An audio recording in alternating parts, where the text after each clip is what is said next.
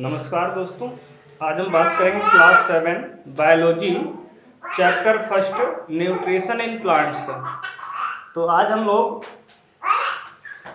Chapter first biology की बात करेंगे, न्यूट्रिशन इन प्लांट्स की।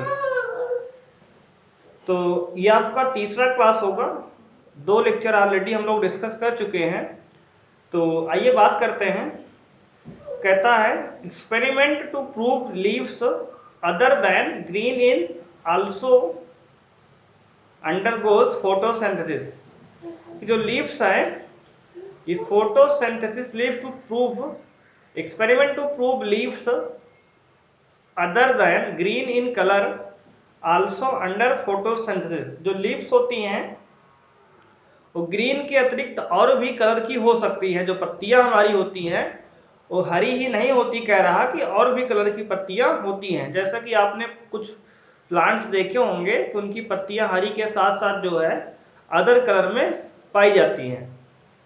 तो पहला पॉइंट यहाँ कह रहा है, आपकी एक्सपेरिमेंट है ये, take some plants one with green leaves and other with the some other colour.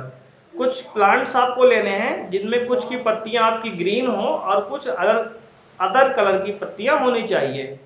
As we know that plants undergoing photosynthesis stored carbohydrates in them। जैसा कि हम जानते हैं कि जो फोटोसिंथेसिस प्रोसेस के दौरान पत्तियां जो होती हैं वो यहाँ पे करती क्या है कि कार्बोहाइड्रेट्स इसमें स्टोर करती हैं पत्तियों में। तो now performing iodine test will prove that leaves other than green in color have stored carbohydrate which prove leaves other than green।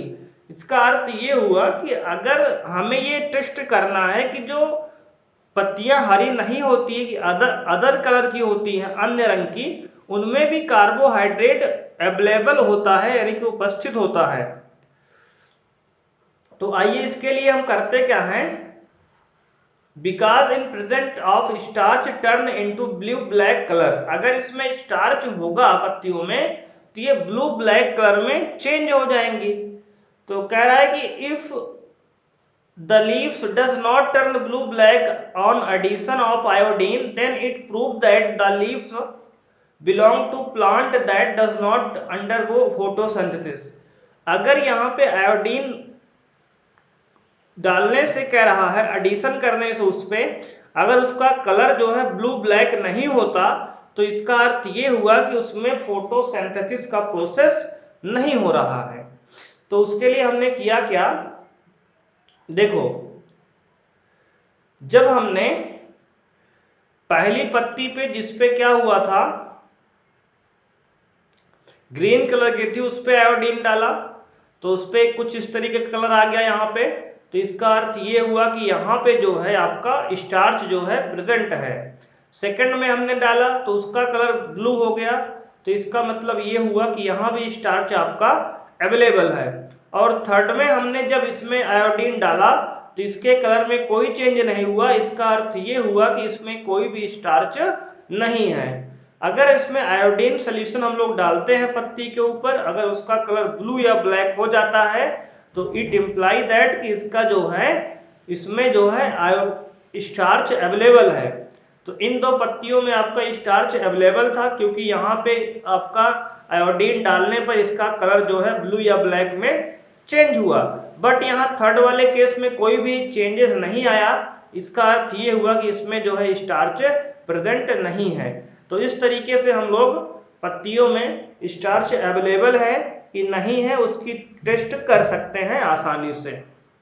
अब बात करें, कह रहा है कि सच plants containing non green leaves, कुछ पत्तियां ऐसी होती हैं जिनकी, कुछ पौधे ऐसे होते हैं कि जिनकी पत्तियां हरी नहीं होती बट उनमें फोटोसिंथेसिस प्रोसेस जो है अवेलेबल होता है। कह रहा है कि उसमें जो है क्लोरोफिल जो है यानी ग्रीन पिगमेंट के रूप में प्रेजेंट होता है। Large amount of that they cover of green due to chlorophyll but the covered up chlorophyll continue to perform the function of carrying photosynthesis. यानी कि इसका अर्थ ये हुआ इस पूरे थर्ड लाइन का यहाँ पे कि कह रहा है कि कुछ पौधे ऐसे होते हैं जिनकी पत्तियां हरी नहीं होती बट उनमें क्लोरोफिल अवेलेबल होता है, जो कि कलर के नीचे उनमें क्या होता है, कवर होता है, ढका हुआ होता है। बट वे पौधे अपना भोजन आसानी से प्रिपेयर कर सकते हैं, कर लेते हैं। किस प्रोसेस से? तो फोटोसिंथेसिस प्रोसेस के द्वारा वे पौधे अपना भोजन वहां पे प्रिपेयर कर लेते हैं। अब बात करेंगे नेक्स्ट टॉपिक की, synthesis of food other than carbohydrates. अब कार्बोहाइड्रेट के अतिरिक्त ये लोग भोजन पौधे कैसे बनाते हैं? We have seen so far that photosynthesis can only provide with us with carbohydrate which contain carbon, hydrogen and oxygen। कह रहे कि फोटोसिंथेसिस प्रोसेस होता है कि प्रकाश संश्लेषण विधि जो पूरी होती है, इसमें पौधे हमें क्या देते हैं, कार्बोहाइड्रेट्स होता है। कार्बोहाइड्रेट्स द्वारा ये अपना भोजन प्रिपेयर करते हैं, पूरा प्रोसेस है। और उसमें क्या क्या कंटेंट होता है? तो उसमें होता है कार्बन, हाइड्रोजन और oxygen. These components, carbohydrates, are used to produce other component of food। ये कंपोनेंट जो है भोजन के और भी जो कंपोनेंट है उनको प्रोड्यूस करते हैं या उनको बनाते हैं।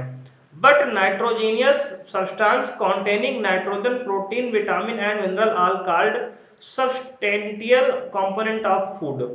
लेकिन कह रहा है कुछ नाइट्रोजीनियस प्लांट्स हमारे होते हैं, जैसे कि उनमें क्या होता है? तो उनमें होता है nitrogen, protein, vitamin and mineral.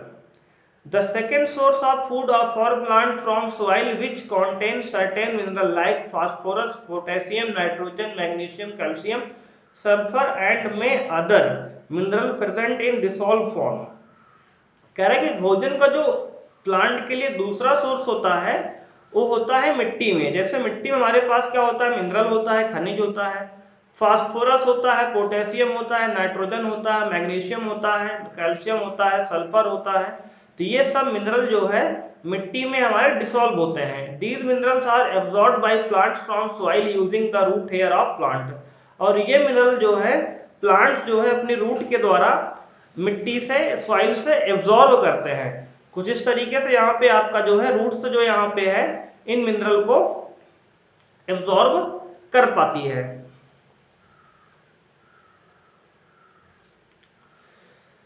तो आइए बात करते हैं आगे। कह रहा है कि the nutrients required by the plants, the nutrients required by the plants in large quantities are called macronutrients, whereas the nutrients required by the plant in small quantities are called micronutrient। तो अगर nutrient पौधे को बहुत अधिक मात्रा में चाहिए तो उसे माइक्रोन्यूट्रिएंट्स कहते हैं, और अगर प्लांट्स को बहुत कम मात्रा में न्यूट्रिएंट चाहिए, स्मॉल अमाउंट में, तो उसे हम माइक्रोन्यूट्रिएंट्स कहते हैं। तो यहाँ से एक बात समझ में आई कि अगर पौधे को न्यूट्रिएंट ज्यादा अमाउंट में चाहिए तो उसे हम माइक्रोन्यूट्रिएंट, यहाँ पे आप ध्यान देंगे माइक्रोन्यूट्रिएंट कहेंगे, और अगर स्मॉल अमाउंट में न्यूट्रिएंट चाहिए उसे माइक्रोन्यूट्रिएंट कहेंगे। Due to this reason the quality of plants depend upon the quality of soil. इसी के बेस पे हम क्वालिटी ऑफ सॉइल को इस पे डिपेंड करती है। To get good yield of plant it is necessary to care of quality of soil. तो अगर हमारा प्लांट अच्छा हो तो ये तभी हो सकता है कि जब हमारी सॉइल जो है अच्छी हो। तो अगर सॉइल अच्छी होगी तो अच्छे प्लांट वहां पे ग्रो करेंगे, यानी अच्छे क्वालिटी के प्लांट जो है वहां पे ग्रो करेंगे। Out of mineral present in soil nitrogen is micronutrient of plant. तो जिसमें नाइट्रोजन ज्यादा होता है सॉइल में उसे माइक्रोन्यूट्रिएंट फॉर प्लांट कहते हैं, यानी कि वहां पे ज्यादा अमाउंट में आपको प्लांट को आपको मिनरल की आवश्यकता होती है। A lot of nitrogen is present in gaseous form, यानी कि हमारे एटमॉस्फेयर जो है हमारा उसमें 78% नाइट्रोजन है, बट डायरेक्ट प्लांट उसको एब्जॉर्ब नहीं कर पाते। अगर हमारे नाइट्रोजन जो हमारे एटमॉस्फेयर में 78% गैस में सबसे ज्यादा अमाउंट नाइट्रोजन का होता है जो कि एटमॉस्फेयर में अवेलेबल है। अगर ये प्लांट डायरेक्ट एब्जॉर्ब कर ले मिट्टी से तो हमें जो फार्मर जो फर्टिलाइजर और मिनरल्स डालता है फील्ड में उसको डालना ना पड़े। लेकिन हमारे जो प्लांट्स होते हैं वो डायरेक्ट एब्जॉर्ब नहीं कर पाते एटमॉस्फेरिक नाइट्रोजन को। तो तो this atmospheric nitrogen is converted into nitrogenous compound and fix them into the soil is done by nitrogen fixing bacteria. कुछ बैक्टीरिया हमारे मिट्टी में होते हैं जो इस नाइट्रोजन को नाइट्रोजेनियस कंपाउंड में कन्वर्ट करते हैं, जिससे कि प्लांट उस नाइट्रोजन का यूज कर पाता है। This nitrogen is taken up by the plants, और इसके बाद ये पौधे नाइट्रोजन को एब्जॉर्ब कर लेते हैं। यानी कि जो हमारे गैसियस फॉर्म में नाइट्रोजन एटमॉस्फेयर में, वायुमंडल में है, उसको पौधे डायरेक्ट एब्जॉर्ब नहीं कर पाते।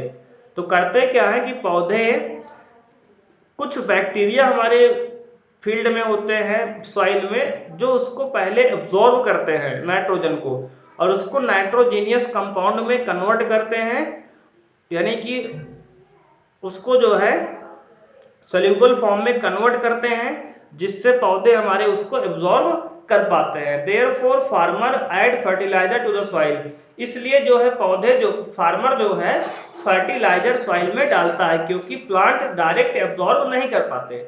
These fertilizer enrich the soil with additional nutrients like sodium, potassium, phosphorus। इस फर्टिलाइजर में क्या क्या न्यूट्रिएंट होते हैं? तो सोडियम होता है, पोटेशियम होता है, फास्फोरस होता है, नाइट्रोजन होता है। That is turn absorb by the plants, जो कि पौधे, जिसको आप आसानी से एब्जॉर्ब कर लेते हैं।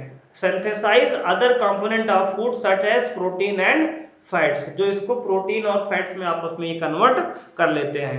तो इस लेक्चर को हम लोग यहीं पे करते हैं समाप्त। Thanks for watching. Thank you, bye bye.